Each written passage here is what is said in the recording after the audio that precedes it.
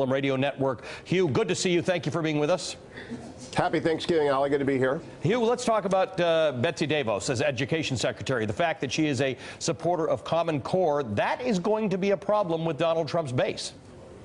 Well, the Common Core issue has split the Republican Party for a long time as to whether or not it ought to be hortatory or mandatory, how you unwind it, and whether or not it's truly voluntary. And the Devos Family Foundation has been very active in charter schools. She is a huge proponent of choice. And I think that what would combine the appointment of Dr. Carson to HUD and Betsy Devos to the Education Department would be both are departments that depend a lot in the next generation on adding to the choice of their customers.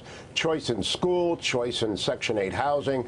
Choice drives a lot of the reform agenda for Republicans. So there's actually a unity between these two picks today, and not just in their diversity. How will Republicans going forward now tackle the idea that the concept of choice in schools does leave you with an unintended consequence of everybody who's able to choose leaving the thing that's worst for them, which tends to be underfunded public education?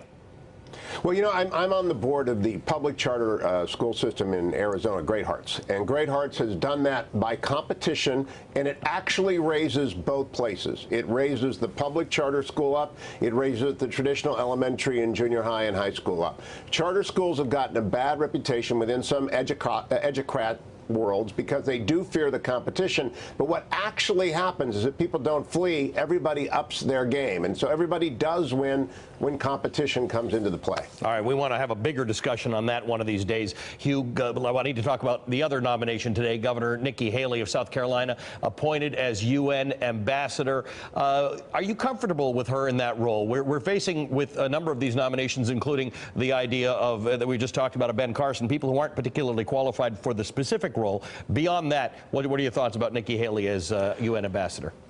Oh, it's a terrific pick. Look, our most famous UN ambassadors, whether it was Adlai Stevenson, Daniel Patrick Moynihan, Jinker Patrick, they've all had one thing in common, which is charisma. It isn't particularly a resume-driven job. It's a job where you have to speak with the president, with the next Secretary of State, with our Pentagon leaders, and with our ambassadors, and then represent the point of view of the United States well in the General Assembly and on the Security Council. It is rarely one of those moments that comes along, you have a Cuban Missile Crisis or something like that, where you've got to dominate, or when General Powell made the WMD presentation before the UN.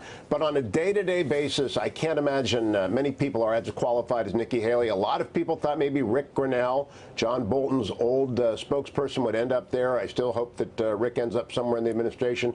But she's a brilliant governor. She's got a lot of foreign experience. She has a lot of tough in-the-trenches experience. Well, it's not a lot of foreign experience. I mean, she's the stuff that as governor, the deals that you make. I actually count, if you're helping Boeing sell airplanes around the world, I think that counts as international experience.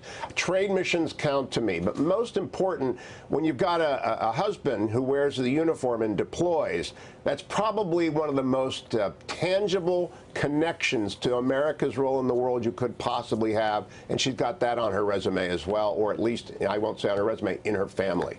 Hugh, we got a lot of news today, but I want to have you back talking about vouchers and charter schools and how they can raise the standards of education in general. Hugh Hewitt, always good to see you. Hey there, I'm Chris Hayes from MSNBC. Thanks for watching MSNBC on YouTube. If you want to keep up to date with the videos we're putting out, you can click subscribe just below me, or click over on this list to see lots of other great videos.